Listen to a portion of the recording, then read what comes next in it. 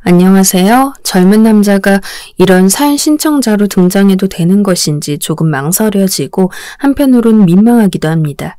사실 제가 직접 글을 다 적은 것은 아니고 여동생의 능력을 빌리게 되었습니다. 저에게는 아기자기하게 장문을 하는 재주란 없어서요.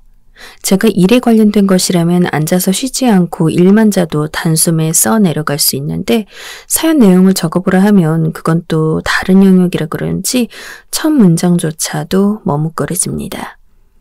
여동생이 알아서 제 마음을 대변해 적어줄 것이라 믿어요. 그리고 톡톡 사연 운영진께서 어련히 사연을 잘 매만져 주시겠죠. 혹시나 필요에 의해 어떤 각색을 거친다 해도 저는 다 수용할 자세가 되어 있습니다. 여동생이 먼저 저에게 사연으로 제 이야기를 써보고 싶다고 요청을 해왔어요. 제 여동생은 드라마 작가라고 할 수 있는데요. 메인으로 이름 올리는 작가는 아니고 그 작가를 돕는 보조 작가로 일하고 있어요.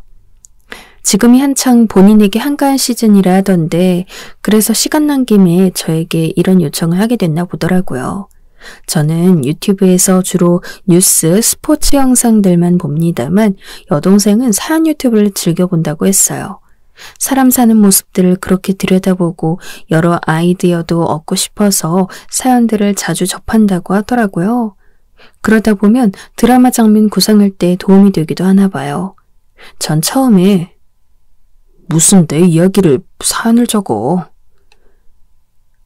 이상한 소리 말라며 거절을 했지만 제 머릿속에서는 제가 학창시절에 글로 상을 받았던 순간이 떠오르고 있었죠. 고등학교 때 글짓기 대회에서 산문으로 상을 탄 적이 있었거든요. 소소한 사건이었는데 그게 저한테는 좀 좋은 기억으로 남아 있었어요. 생각할수록 솔깃하긴 하더군요. 제가 사연 주인공이 한번 되어보는 것도 좋은 경험이 될 것 같았고 말이죠. 이쯤에서 사연 주인공인 저의 소개를 추가로 넣겠습니다. 저는 29살 나이에 로펌을 들어갔던 변호사입니다. 20대에 로펌 소속이 되었다는 것, 그걸 이룩해냈다는 것 자체가 저 스스로 참 뿌듯했었습니다. 그 당시에 예상하고 기대하였던 그대로의 생활, 지금 하고 있진 않습니다. 생각대로 앞날이 펼쳐지지는 않더라고요. 그래서 가끔은 허무하고 조금은 낙심될 때도 있습니다만 그래도 변호사로서의 사명, 자부심 이런 것들을 매 순간 상기하면서 제 자신에게 주어진 것들을 즐기려고 노력하면서 살고 있습니다. 저는 20대에 총 3번의 연애를 했습니다. 첫 연애 때는 제가 너무 철이 없었어요. 이성이 20%라면 감성이 80%였죠. 그때는 사고방식도 좀 이상했던 것 같아요. 감정이 앞서서 많은 걸 그르쳤습니다. 그리고 첫 여자친구가 굉장한 다혈질이기도 했었어요. 싸우고 화해하고 또 싸우고 나서 화해하고 그러다 둘 다 지쳐버리는 바람에 서로에게 나가 떨어졌습니다. 감정 교류라는 것에 저는 진절머리가 나게 됐었죠. 나란 놈이 다시 여자를 만나서 연애를 할 수 있을까? 그런 생각도 했었더랍니다. 하지만 시간이 좀 지나자 연애가 고파지더군요. 그렇게 저는 2번째 여자친구를 사귀게 되었습니다. 정말 착했고 성격도 모난 데 없이 둥글둥글 하였으며 머리도 똑똑했고 흠잡을 데가 없는 상대였습니다. 저는 초반보다 오히려 시간이 지날수록 이 연애에 푹 빠지게 되었습니다. 왜냐하면 만날수록 나한테 이 여자는 과분할 정도로 괜찮은 사람이다. 이런 생각을 하고 있었거든요. 그런데 이게 웬일입니까? 저는 이 2번째 여자친구와 결국 헤어지게 되었는데 그 이유가 어이없었어요. 이 여자친구가 저를 두고 딴 놈이랑 바람을 피웠던 것입니다. 들키지나 말지. 어느 날 완전 방심하는 바람에 저에게 거나하게 들켰습니다. 제가 그 바람 피우는 현장을 본의 아니게 목격했을 때 얼마나 당황했는지 몰라요. 세상이 원망스러웠습니다. 설마, 진짜 설마하니 이런 사람일 줄은 꿈에도 몰랐기 때문에 배신감이 엄청났죠. 제가 너무 열받고 황당하고 화가 났던 점들 중 하나가 그 놈이 저보다 아주 떨어지는 놈이었다는 사실이었어요. 왜 대체 그 정도의 놈과 저 몰래 바람을 피웠는지 아무리 생각해도 납득하지 않았습니다. 미안해. 그냥 호기심으로 시작한 관계였어. 생각보다 진지하진 않았어. 정말이야. 그때 여자친구가 저한테 사과하면서 눈물을 흘리면서 그렇게 말했는데 전 무어라고 답해주기도 싫었어요. 그리고 이튿날 술에 완전히 취해서 저에게 전화를 걸어왔는데 사람이 어떻게 매일 똑같은 밥만 먹니? 가끔은 라면도 먹고 과자도 먹고 햄버거도 먹고 몸에 안 좋은 걸 알아도 그런 걸로 먹고 싶잖아. 그렇게 되는 게 사람 본능이자 본성 아니야?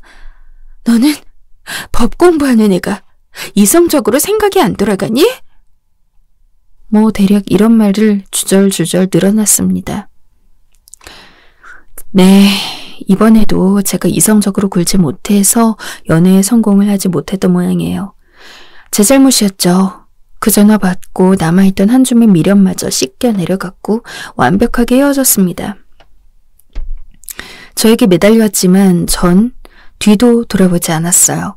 제가 다 맞춰주고 데이트 비용 거의 다 제 쪽에서 부담해가면서 없는 시간 쪼개가면서 만나줬고 늘 최선을 다했건만 돌아온 게 그런 배신이었다니 그 영향이 있었을까요? 저는 불륜이라든지 하는 케이스를 접할 때마다 입버릇처럼 이런 말을 꺼냅니다. 들키지 마셨어야죠. 차라리 완벽하게 나쁜 사람이 되어서 더 철두철미하셨어야죠. 부부간에 단 한순간도 한눈 안 팔고 배우자를 향한 의리와 예의를 지키는 경우 정말 드물더군요. 들키는가 안 들키는가, 잠시 지나가는 바람인가 아니면 태풍인가, 이런 차이가 많은 것을 가를 뿐이었죠. 어쨌든 저는 두 번째 연애에 많이 충실했던 만큼 배신감으로 타올랐습니다. 3년 넘게 만나면서 상대의 본성도 못 알아본 제 자신이 너무 멍청하고 안일했다는 생각도 많이 했고요. 결혼까지 생각했던 그 여자친구와 헤어진 이후로 저는 어느덧 세 번째 연애를 하게 되었습니다.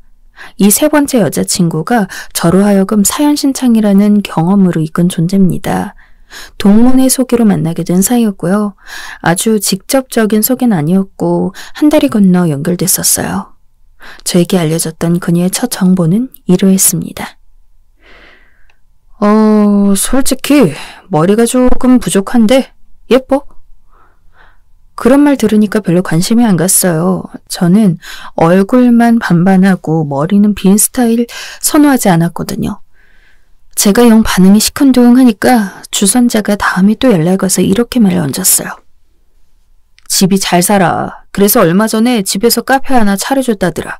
그거 운영 중이래. 머리는 네가 좋으니까 뭐 어떠냐. 밸런스 딱 맞지 않냐? 넌 두뇌를 타고났고 그쪽은 집안을 타고났고 서로 상호 보완되는 관계. 각자가 다 똑같이 잘났다고 이리저리 재는 것보다 이런 것도 어떻게 보면 더 괜찮지 않아? 야, 얼굴 예쁘지, 집 잘 살지, 자기 가게 있지, 나이 너보다 어리지. 이것보다 더 좋은 조건 네가 쉽게 찾을 수 있을 것 같냐? 아니야. 일단 만나나 봐라. 오케이? 실제로는 이것보다 더 훨씬 구구절절 저한테 떠들었어요. 고민이 됐죠.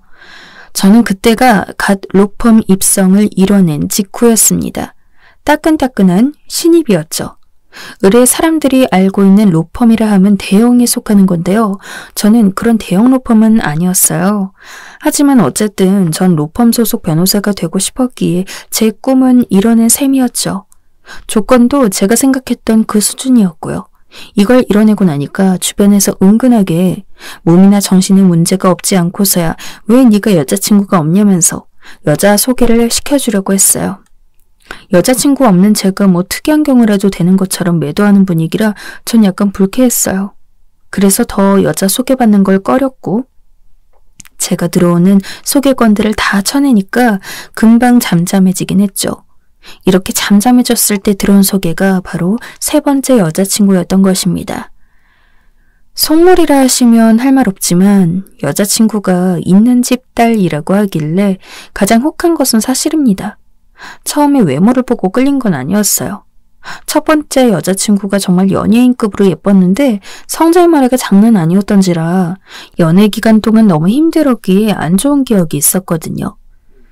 사람은 그냥 평범하고 집안 어느 정도 좀 살고 이런 상대라길래 아무튼 고민하다가 결국 못 이긴 척 소개를 받았고 그렇게 여자친구와 첫 만남을 가졌어요. 저는 여자친구 쪽에서 절 엄청 마음에 들어해서 이게 성사가 된 줄로만 알았거든요. 그런데 자리에 나가보니까 딱히 그렇지도 않은 겁니다. 일상이 무료했고 전 남자친구랑 헤어진 지 1년이 넘었기에 외로운 기분이 들어서 이제 카페 오픈도 마쳤으니까 남자 소개받고 싶다고 그냥 그뿐이라고 했어요. 상대가 누구든 대단히 관계는 없었던 겁니다. 기분 묘하더라고요. 그리고 제가 이런 건지 아니면 남자란 동물의 심리가 이런 건지 이상하게 승부욕이라든지 뭐 그런 게 좀 발동이 됐습니다. 실제로 딱 보니 예쁜 것도 그랬지만 사람 자체의 분위기가 좋았고 들었던 키보다도 살짝 커 보였어요. 멋지단 생각도 들었죠. 그러니까 기대 없이 나갔는데 생각보다 마음에 들었었던 거죠. 그런데 저를 이미 마음에 들어하고 있는 줄로만 알았던 상대는 사실 이 자리에 대해 별 생각 없었어요. 이렇게 나오니까 전 어리둥절해서 호기심이 발동할 수밖에요.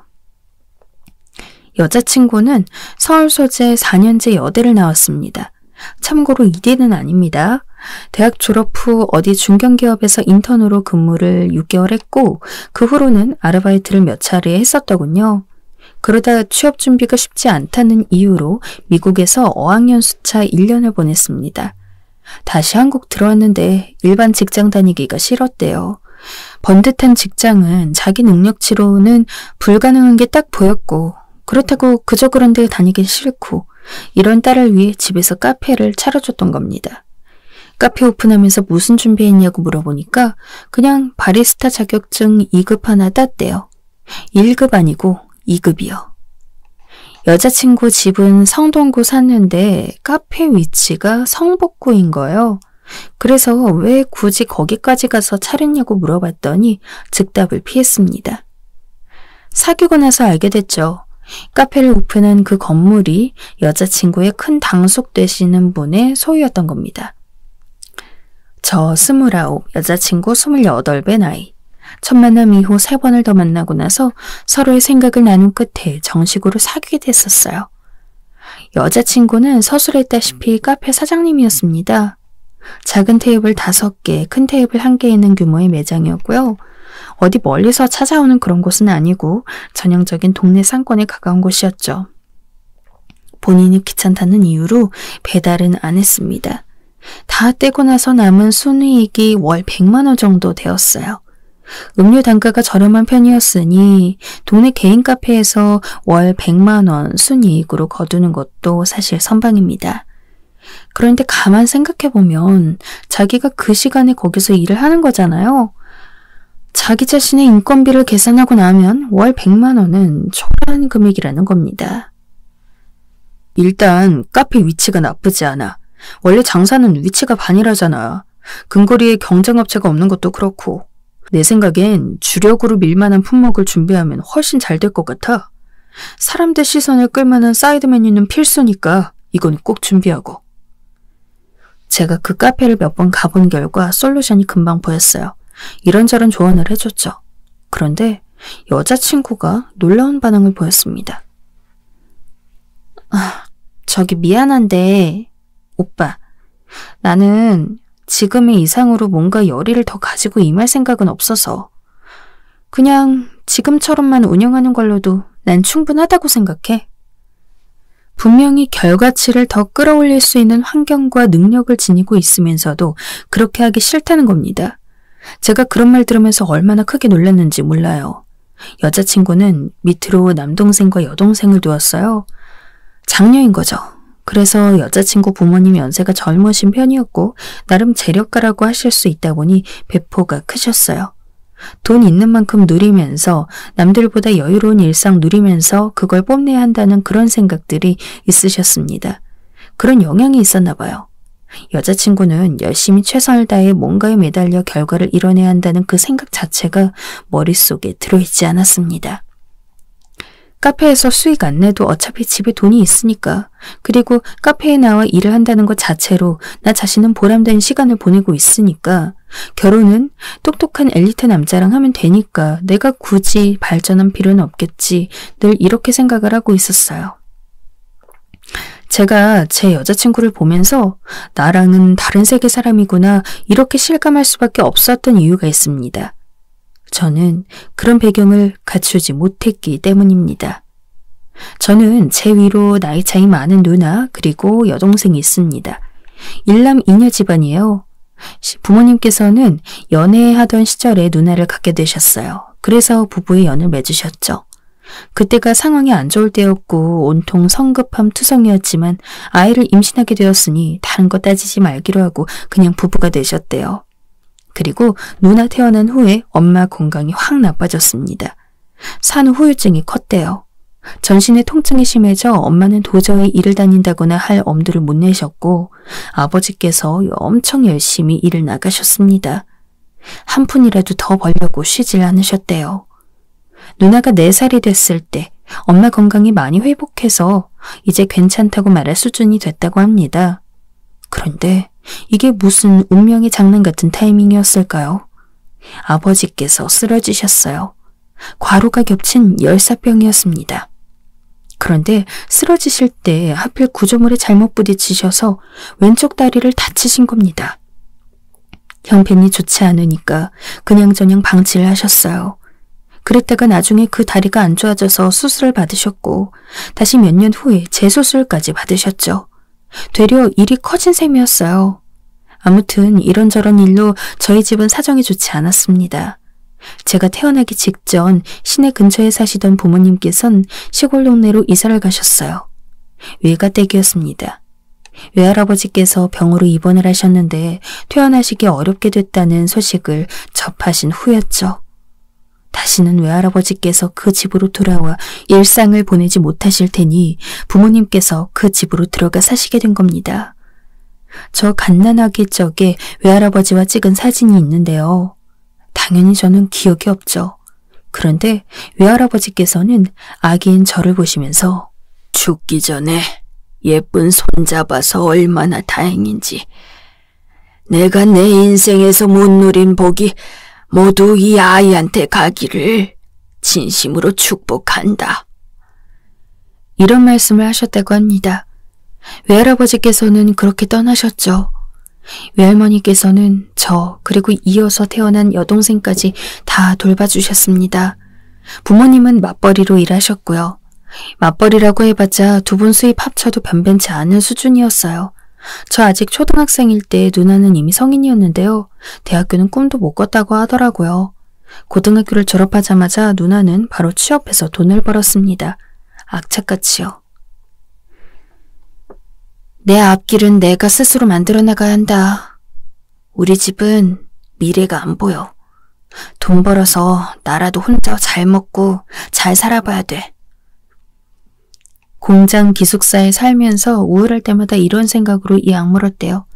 제가 중학교에 들어가고 나서 아버지께서는 결국 끌어안고 사시며 버티던 무릎의 통증이 한계치를 넘어서는 바람에 병원으로 실려가셨습니다. 다리 때문에 수년을 아버지께서는 힘들어하셨죠. 할머니와 엄마 모두 큰 병원이 아니면 이제 믿을 수 없다 하셨고 그렇게 대형 병원에서 아버지께서는 수술을 받으시게 되었어요. 그나마 있던 목돈은 아버지의 병원비로 쓰게 되었고 이때 누나도 돈을 보탰습니다. 다행인 건 수술이 성공적이었고 예후가 아주 좋았다는 거예요. 누나가 나중에 그러더군요. 이때 돈 내놓은 것으로 자신은 자기 소임을 다했다고 생각했었대요. 하지만 변수가 생기고 말았죠. 누나의 남동생, 바로 제가 공부를 아주 잘한다는 사실이었습니다. 아무도 상상하지 못한 일이었어요. 왜냐하면 저희 부모님은 물론이고요. 외가 친가 다 통틀어 공부 쪽으로 능력을 보인 경우는 단 한 명도 없었습니다. 천재는 무슨 수재나 영재라는 말을 아무도 못 들어봤고요. 속된 말로 공부 꼴통들 뿐이었어요. 어떻게 보면 가난의 굴레가 계속해서 그런 현상을 만들어냈을 수도 있죠. 살기 급급하니까 공부머리가 트이기 힘들었던 거죠. 그런데 어쨌든 저는 사교육 하나 없이도 학교 진도를 다 따라갔습니다. 특히 수학, 과학 쪽에서 이해도가 높았습니다. 중학교 2학년이 되고 나서부터 단 한 번도 전교 1등을 놓쳐본 역사가 없었어요. 과학고등학교 진학을 권유받았으나 최종 고사였습니다. 저희 집 식구들은 특목고에 대한 개념 자체가 없었거든요. 저에게 교육적으로 간섭을 하셨던 건 제가 초등학교 저학년 때 잠깐뿐이었어요. 받아쓰기 시험 본다고 했던 건 어떻게 됐니? 몇 점 받았어? 엄마는 제가 100점 받아온 받아쓰기 시험지를 보며 기뻐하셨는데 그게 다였어요. 다른 걸 궁금해하시지도 건드리시지 않으셨죠. 부모님 두 분 다 공부랑은 담을 쌓아온 분들이었거든요. 저는 그 지역에서 가장 명문이라 불리는 인문계고에 진학했어요.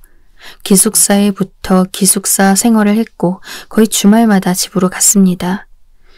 고등학교에 올라가니까 다른 세상이 있었어요. 공부 습관이 완벽하게 들어있는 놈들, 집에서 지원 빵빵하게 받는 놈들, 입시 전략 탄탄하게 들고 있는 놈들, 다 엄청나더라고요. 저는 우물한 개구리였던 겁니다. 기가 팍 죽었죠.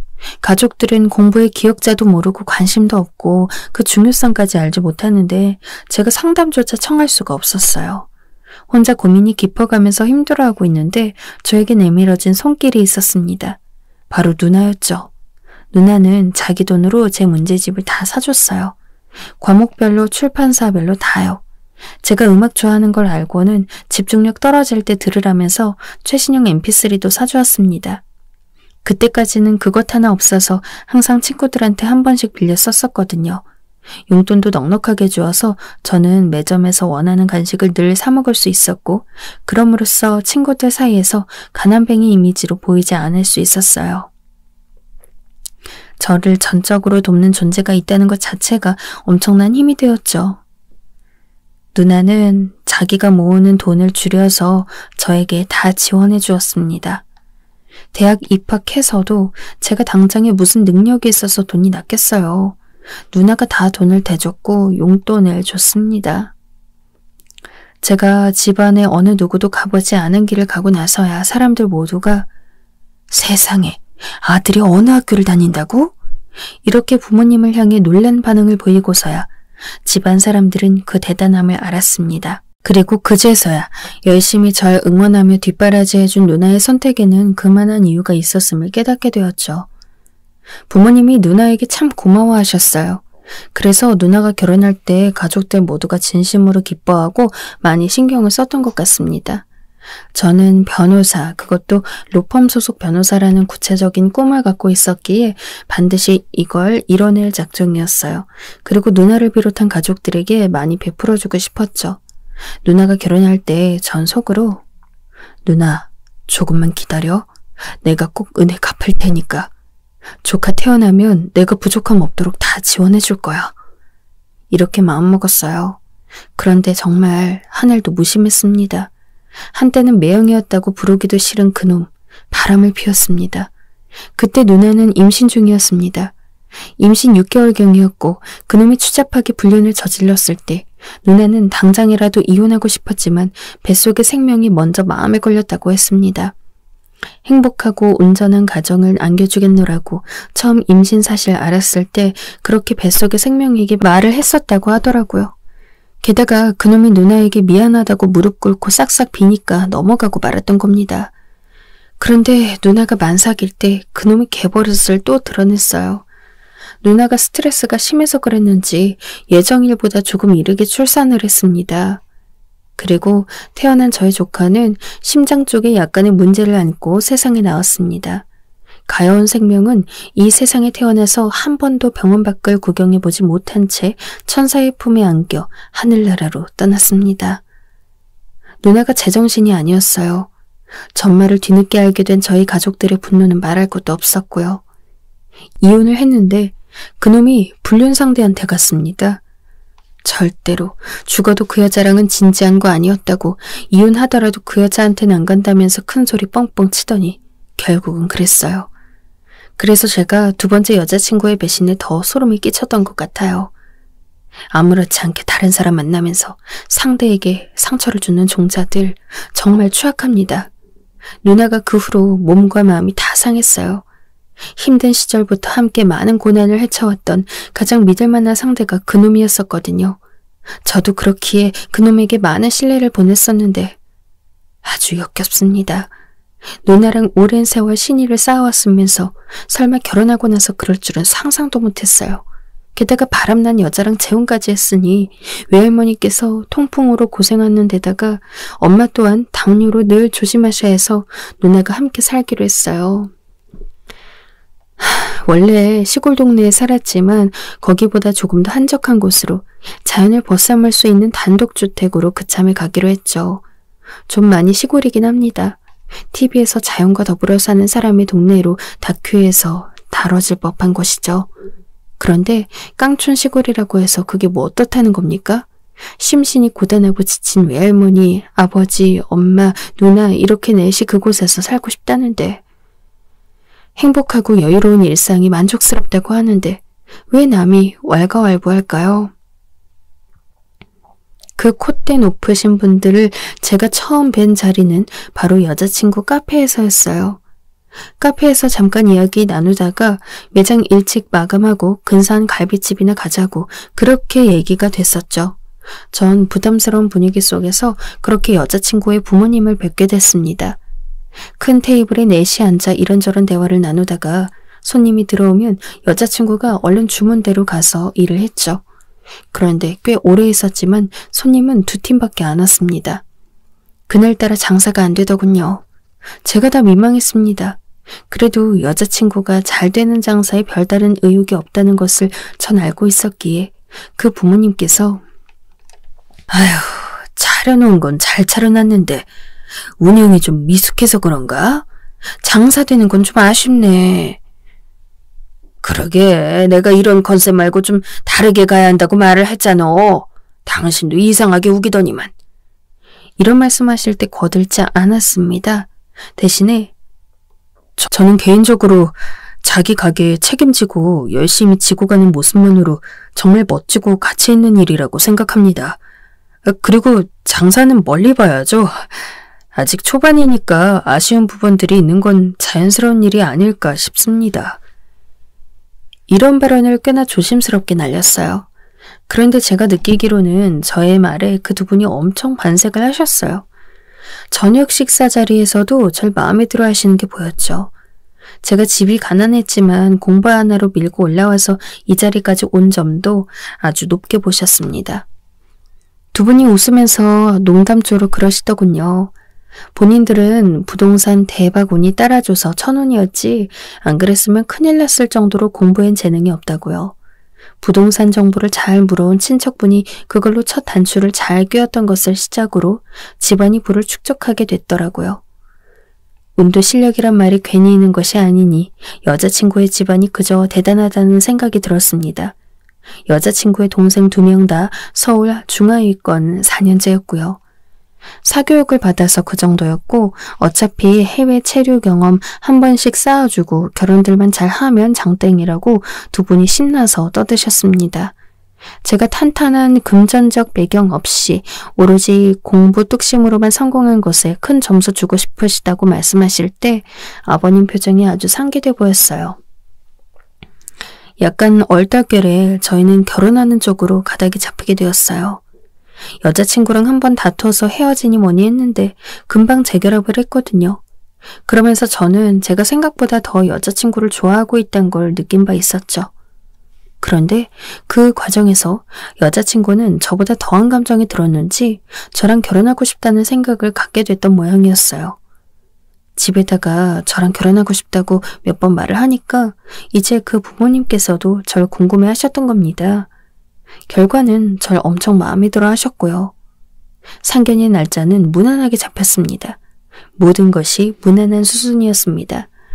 문제될 것은 제 판단으론 당시엔 없었어요. 상대 쪽은 여자친구, 그 부모님, 동생 2명 이렇게 5명이었어요. 저희 쪽은 저, 부모님, 누나, 여동생 이렇게 5명이었고요. 양 집안이 어떻게 자식을 3씩 낳았을까요? 그것도 아들 하나에 딸 2씩 신기하게 딱 맞아떨어지네요. 데칼코마니 마냥 딱입니다, 딱. 양가 부모님 모두 꽤나 화기애애했습니다. 지금 돌아보니까 뭔가 쎄한 징조였다고 할까요? 약간 조짐이 있었던 것이라면. 아휴, 근데 생각보다도 더 시골에 사시네요. 주변에 논이며 밭이며 산 말곤 다른 거 뭐 하나라도 있습니까? 사는 동네 얘기를 하다가 저희 시골집 주소지 때문에 그쪽 아버님께서 상당히 놀라신 표정을 지어 보였어요. 그리고 여자친구의 팔을 툭 치면서 어머님께서도 어색한 웃음을 지으시면서 이렇게 말씀을 하셨어요. 아유, 얼굴들이 하도 시꺼멓게 그을리셔서 무슨 영문인가 했는데 그 정도 시골에 사시는 거였다면 어느 정도 이해도 되고 그러네요. 여자친구는 그런 자신의 모친을 향해 뭐야 왜 이래 밥 잘 먹고 있는 딸은 왜 갑자기 툭툭 건드려 하는 눈치였어요. 20대 초중반의 여자친구 동생들은 상견례의 자리에 관심도 없어 보였고요. 참 여자친구랑 제 여동생이 동갑입니다. 여동생이랑 제가 연년생이거든요. 공부 잘하는 오빠를 둔 죄로 하도 비교당하고 살아오는데 이골이 난 저의 여동생이었습니다만 두 사람 동갑이고 생일 차이도 얼마 안 나는데 인생은 참 다르네요. 그쵸? 여자친구 어머님 되시는 분께서 그렇게 말씀하셨을 때 여동생이 웬일로 표정 관리를 잘 못했어요. 드라마 보조작가로 일하게 돼서 이제 첫 활동을 했다고 여동생이 그렇게 자기소개를 한 다음이었죠. 터무니없는 돈 받고 그런 고된 일을 하다니 참 대단하다고 말씀을 자꾸 하셨는데 언중일골이었습니다. 저도 기분이 미묘해졌고 여동생은 표정 관리하느라 바빴죠. 이게 지금 와서야 짚어보는 징조들이었고요. 하지만 당시엔 무난하게 자리가 끝났었어요. 하지만 사건은 그 다음에 일어났습니다. 결혼식 규모를 작게 하되 럭셔리하게 하자면서 여자친구 쪽에서 먼저 의견을 냈죠. 저야 어떻게 하든 불만 없는 입장이었기에 좋다고 답을 했어요. 그런데 그 어머님께서 저에게 연락을 직접 주시면서 하는 말씀이 내가 우리 애가 직접 말하겠다는 거 그러지 말라 그랬어. 아무래도 어른이 전하는 게 나을 테니까. 안 좋게만 생각하지 말고 일단 들어봐. 저는 도대체 무슨 말씀 꺼내시려고 이러시나 싶었지만 그 내용은 상상 밖이었어요. 굳이 결혼식에 부모님을 모실 필요는 없지 않겠어? 예? 지금 그게 무슨 말씀이시죠? 아니 그렇잖아. 너무 멀리 사시고 아휴 결혼식 한 번 보러 그 먼 시골에서 서울 강남까지. 보러 오시는 게 아니라 자식 결혼식에 참석을 하시는 거니까 저희 부모님께서 번거롭다고 생각하실 이유 하등 없습니다. 아휴, 그건 자식 생각이고 부모 생각은 다를 수도 있어. 고된 인생 살아오는 거 얼굴이며 자세에 떡하니 드러나는 분들인데 성공과도 달리는 귀한 아들의 화려한 결혼식에 그렇게 추리하신 분들이 당신들 몰골을 누구보다도 잘 아실 텐데 그런데도 진심으로 참석하고 싶어 하실까? 안 그래? 응? 저는 정말 이성적인 사람이 아닌가 봅니다. 저같이 감성이 앞서고 감정적인 사람이 이성의 의거에 일을 처리하는 변호사라는 직업을 달고 있다는 게 신기하네요. 그 발언 듣자마자 그 즉시 저는 화가 머리끝까지 차올랐기 때문입니다. 설마 저희 부모님께서 그렇게 마음을 잡수신다고 해도 자식인 제가 어떻게든 설득해서 결혼식에 계시도록 만들어야 하는 거 아닌가요? 왜 반대의 경우를 원하시는 것처럼 말씀하시죠? 저희 부모님께서 너무나 시골 촌사람의 모습을 하고 계시기 때문입니까? 그게 입맛에 안 맞는다고 지금 그 말씀을 저에게 하시는 거 맞습니까? 아니, 내 말이 그게 맞긴 한데 그렇게 굳이 적나라하게 말할 필요가 있을까? 그럼 내가 너무 나쁜 사람 같잖아. 사람이 왜 이렇게 배려심이 없어? 이 상황이 농담이 아니라 진담이라는 것에 기가 막혔어요. 상견례 이후에 여자친구의 부모님 두 분께서는 우리가 구상하고 있는 결혼식에 걸맞는 분들이 절대 아니다라며 저희 부모님을 배제할 작정을 하셨다고 합니다. 저는 여자친구도 그에 동의하냐고 물어봤죠. 장본인의 생각이 가장 중요하니까요. 몰라. 아니, 나는 어차피 엄마 아빠 돈으로 결혼하는 건데 내가 발언권이 어디 있어. 그런데 이렇게 무책임하고 멍청한 답을 저에게 하는 겁니다. 결혼하는 당사자가 왜 그런 식으로 말하냐고, 자기 시부모님 될 분들에 대해 그 정도의 감정밖에 없냐고 제가 지적을 했어요. 그랬더니 발끈하는 겁니다. 구질구질하게 살아온 가족들 주제. 솔직히 오빠 말곤 다 별 볼 일 없잖아. 상견례 때 누나분 결혼 실패했던 거 그 얘기 안 꺼낸 것만으로도 오빠네는 감사해야 하는 거 아니야? 그걸로 저희는 결혼까지 진행할 수 없는 사이라는 것에 못이 박혔어요. 네 의견 잘 알았으니 나도 잘 생각해보겠다고 했죠. 그리고 최대한 말을 잘 정리해서 준비하기 시작했고, 그걸로 의거해서 여자친구에게 파혼 통보는 물론이고 이별 통보를 했습니다. 가족들에겐 이해관계가 맞지 않아 파토냈다고 했어요. 눈치가 약삭 빠른 여동생만이 저를 들들 볶으며 진짜 이유를 캐냈죠. 여자친구의 어머님으로부터 연락이 왔는데 절 힐난하시더군요. 제가 다 죄송하다고, 제가 다 잘못했다, 더 훌륭한 사위 맞으시라, 이렇게 그냥 인사드렸습니다. 제가 아무것도 반박하지 않고 화도 내지 않고 조용히 말을 마무리하니까 아주 당황하시더군요. 그리고 이후 며칠 점입가경이었습니다. 미안해 오빠. 내가 잠시 돌았었나 봐. 우리 다시 처음부터 시작하자. 한 번만 더 기회를 주면 안 될까? 여자친구가 연락을 하다가 아예 저 일하는 데를 찾아오기까지 했습니다. 우리 남자들끼리 진솔하게 대화를 나눠보고, 그러고 나서 풀어보자고. 잠잠하시던 아버님까지 나서셨죠. 그런데 이미 엎어진 물, 결혼이란 대소사를 어떻게 다시 논한단 말입니까? 저로선 무리였습니다. 다른 건 몰라도 가족은 건드리지 말았어야죠. 제 마음이 돌아서는 일은 없었습니다. 여자친구가 자기 부모님 원망을 엄청 한 모양이었어요. 자기 잘못은 없는데 괜히 부모님이 이상하게 굴어서 절 놓쳤다고 말이죠. 글쎄요. 꼭 그런 것만은 아니었으나 이미 끝난 마당에 지적해주고 싶진 않았습니다. 저의 세 번째 여자친구였던 그녀는 저와 그렇게 끝난 직후 터진 코로나 시즌에 아주 조용히 누군가를 만나 결혼했습니다. 그리고 시끄럽게 이혼했습니다. 알고 싶진 않았는데 애초에 건너 지인을 통해 소개받았던지라 소식이 이렇게 또 들려오네요. 제가 그 후로 연애를 또 했는지 결혼을 했는지는 밝히지 않고자 합니다. 이 사연을 접해주신 분들의 상상력에 맡기도록 할게요. 확실히 말씀드릴 수 있는 그 이후의 상황은 저희 가족은 더 행복해졌다는 것입니다. 저는 비록 일에 시달리면서 피골이 상접한 나날을 보내고 있긴 하지만 외할머니, 부모님 다 잘 계시고요.